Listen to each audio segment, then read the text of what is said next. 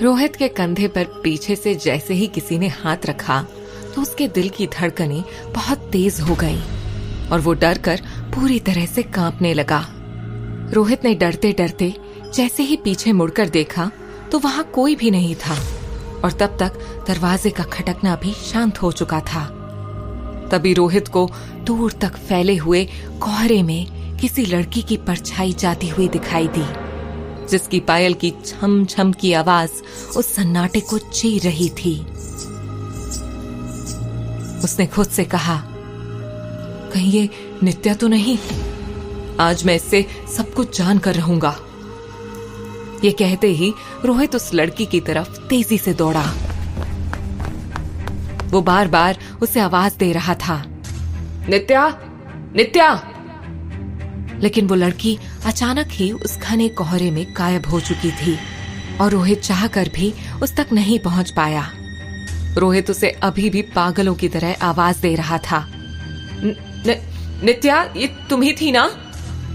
मगर सामने से कोई आवाज न आने पर रोहित डर के मारे भागने लगा। रोहित भागते भागते बुरी तरह हांफने लगा और कुछ पल के लिए वहीं जमीन पर अपना सिर पकड़कर बैठ गया। इतनी सर्दी में भी वो पूरी तरह से पसीने से नहा चुका था। तभी रोहित की नजर अपने चारों तरफ गई और उसने महसूस किया वो घर से काफी दूर आ चुका है। वो घबराते हुए उठा और तेजी से पुरोहित के घर की तरफ जाने लगा। पुरोहित के घर पहुंचते ही रोहित ने जैसे ही दरवाजा खटखटाया तो दरवाजा खोलते ही मिताली उस पर गुस्से में बरस पड़ी और लगभग चिल्लाते हुए बोली, ये कौन सा समय है घर आने का तुम्हारा रोहित?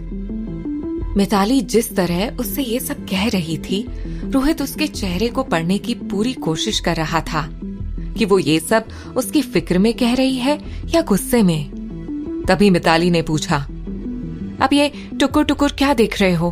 कुछ बोलोगे भी? रोहित अभी कुछ कह पाता, इतने में मिताली उस पर फिर बरसी। देखो, मैं एक बात साफ साफ कह देती हूँ, ये हमारा घर है, कोई धर्मशाला नहीं। जरा टाइम का ध्यान रखा करो।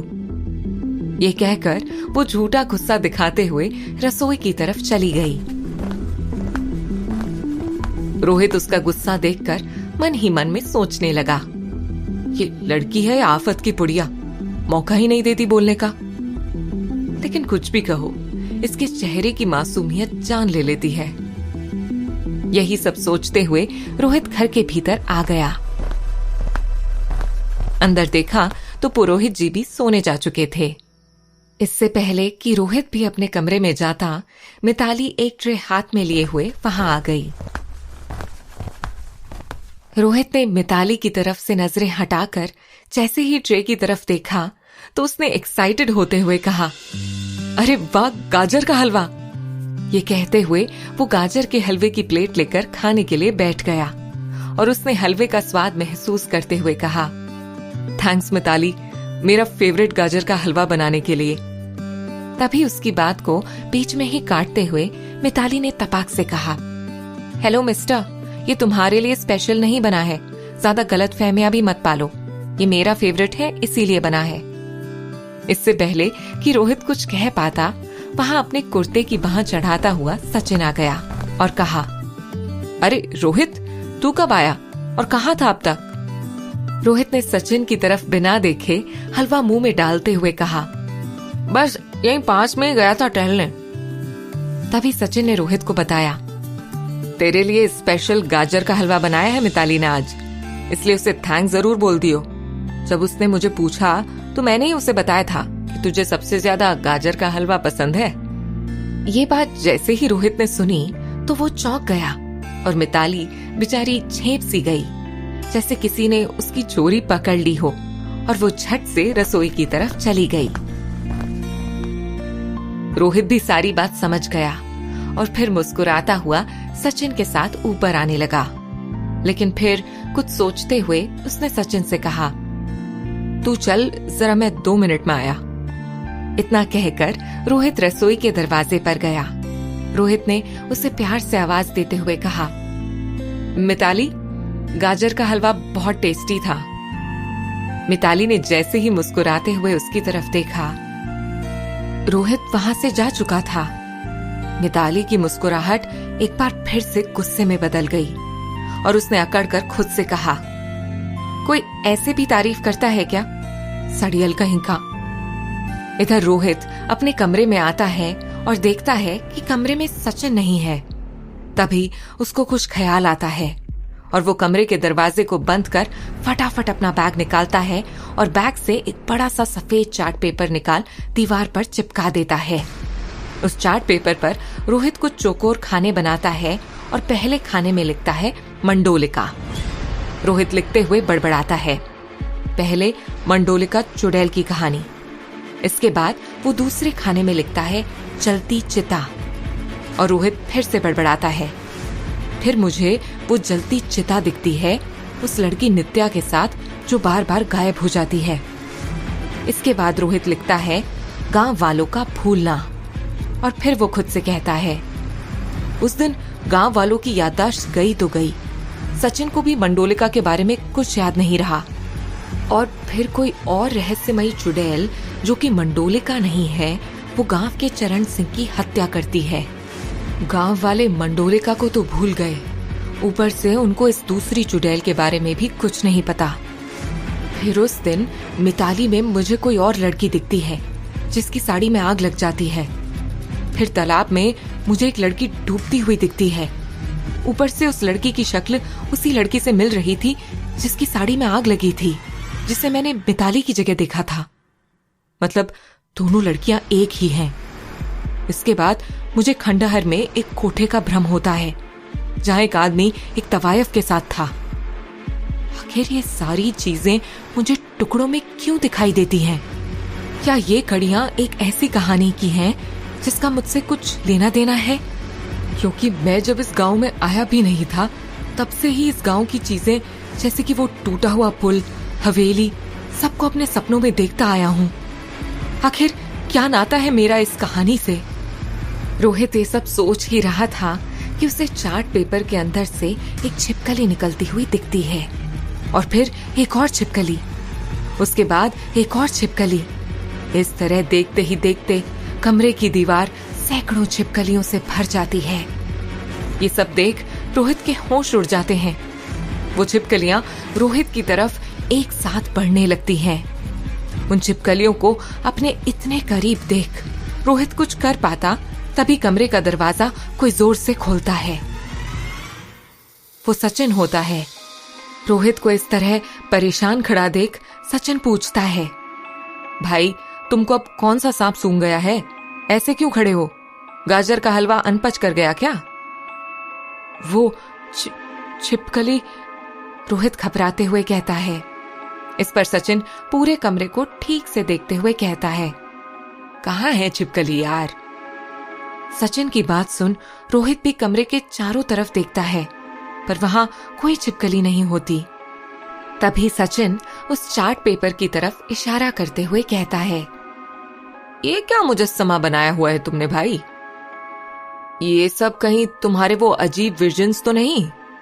हो गई अब तो उन मूर्तियों की चोरी जिसके लिए हम आए हैं यहाँ। रब्बा खैर करे अब हमारा। इतना कहकर सचिन चादर तानकर सो जाता है। कुछ देर बाद रोहित भी उसके बगल में जाकर सो जाता है। कुछ देर में रोहित एक बार फिर अपने सपनों की दुनिया में पहुंच गया।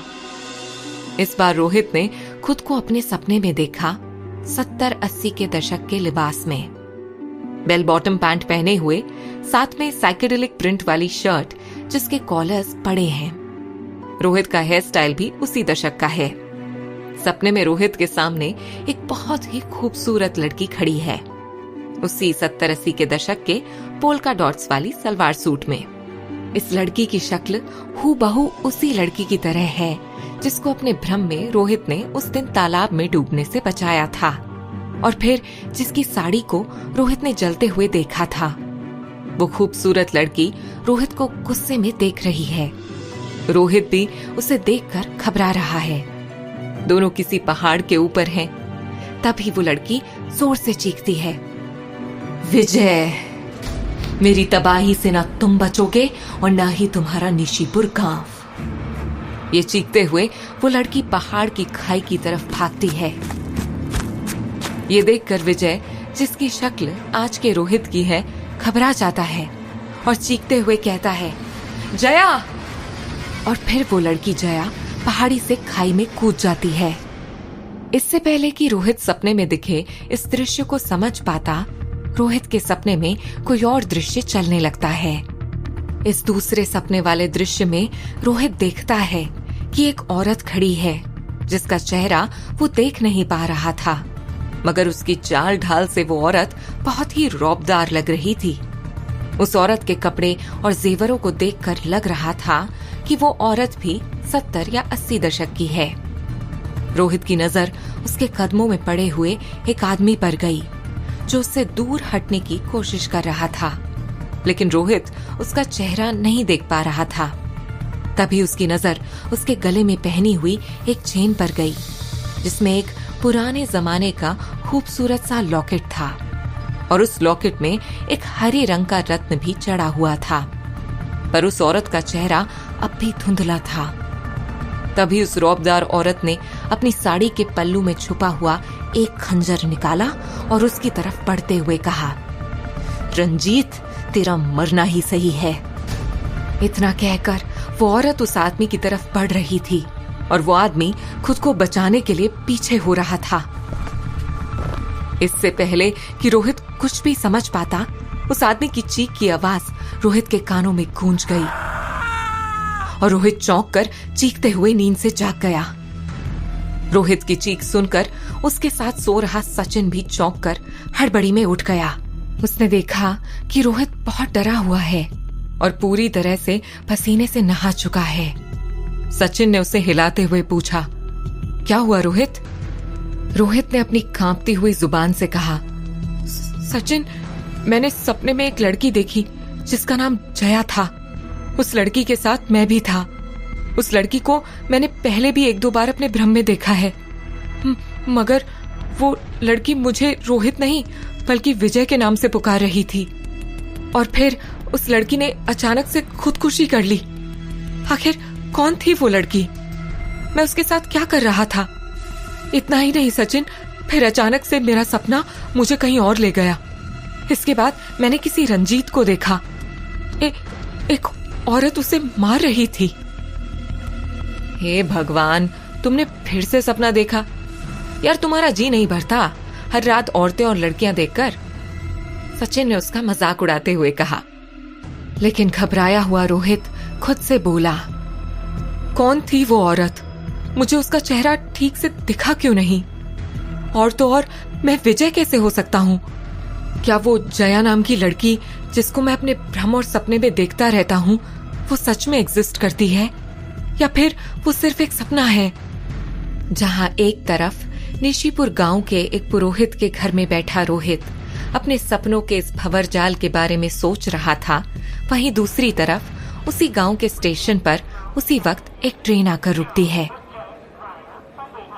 उस ट्रेन से गांव के मुखिया राजेश्वर सिंह की बेटी काशवी सिंह उतरती है। सामने प्लेटफॉर्म पर खड़े राजेश्वर सिंह को देख काशवी उनके गले लग जाती है और कहती है, पापा, I missed you so much. जवाब में राजेश्वर सिंह कहता है, अब रहने दो बेटी, दिन हफ्तों तक फोन भी नहीं करती और कहती हो आई मिस्ड यू। अरे, तुम्हारे साथ वो तुम्हारी सहेली मायरा भी आने वाली थी ना, कहाँ है वो? इतना सुनते ही काशवी जोर से आवाज देती है, मायरा, कहाँ रह गई? ट्रेन से उतरो जल्दी। तभी एक बहुत ही खूबसूरत लड़की ट्रेन से बाहर आती है जिसका नाम मायरा है। ताज्जुब की बात यह है कि इस मायरा की शक्ल हूबहू उस जया जैसी है जिसको सपनों और भ्रम में रोहित ने कई बार देखा था। मायरा अपने पैर जैसे ही निशीपुर की जमीन पर रखती है, वैसे ही निशीपुर का मौसम अचानक से बदल जाता है। देर रात के इस वक्त अचानक से निशीपुर में तूफान आ जाता है। उधर उस हवेली के अंदर अचानक से मंडोलिका की जोर जोर से चीखने की आवाज आने लगती है और हवेली का बड़ा सा दरवाजा धड़ धड़ की आवाज करने लगता है, जैसे कि कोई उस दरवाजे को खोलने की कोशिश कर रहा हो।